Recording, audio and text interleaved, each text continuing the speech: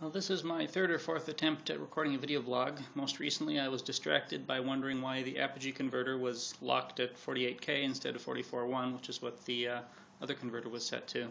And I'm sure that's not something you were particularly interested in finding out, so I'll try and carry on with things that you might be interested in, such as the fact that I just got back on Monday night from a week and a half on the road with Monroe Crossing. This time we were out in Massachusetts by way of Ontario, Canada. We played a dinner theater show and then a couple of days at a festival in Ontario before moving on to the Berkshire Choral Festival, which is a wonderful event. I'm very, very glad that we were able to be involved with that even once. It was actually their 30th anniversary this year, and I brought my bike with this whole tour. I now have a folding bike that I can fit into the seat next to me when the band is on the road, and that's been a real joy for me to have with. I actually, 1 week ago today, set out in the morning to take a short, leisurely ride and think about things, and come back in maybe half an hour to an hour, and ended up, after heading south for a fair while, stopping at I think the name was the Berkeley Industrial Monument. It was the site where a blast furnace had been in operation for many, many decades, ending in, I believe, 1919.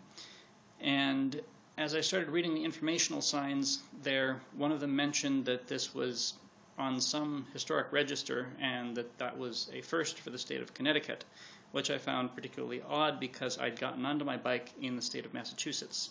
And I looked back at my GPS and discovered that the differently colored heavy line that I'd crossed some time ago was not just a major road, but was in fact a state boundary. And I ended up taking a suboptimal route then to get to the school, where I had some lunch before heading back to the house, and looked at the odometer and realized that I had logged about 31 miles that day, which is definitely more than I've ridden before. Good to know that I can do that.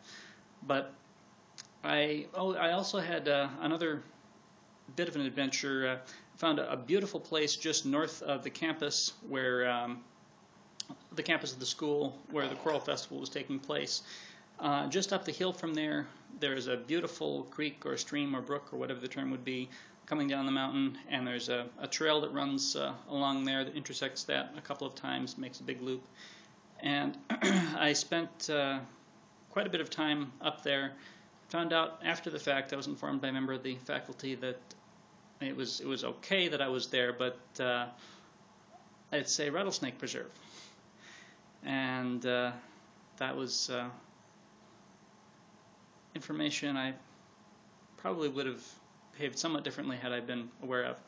Anyhow, I'm out here at the studio to play with my toys. I'm going to start recording some of the material that will be used for my next recording project, and maybe filling you in on some of the details of that in the near future. But this has already gotten to 3.5 minutes, which is a considerable chunk of time given how chaotic life tends to be. So if you're still with me, thank you for watching. TTFN.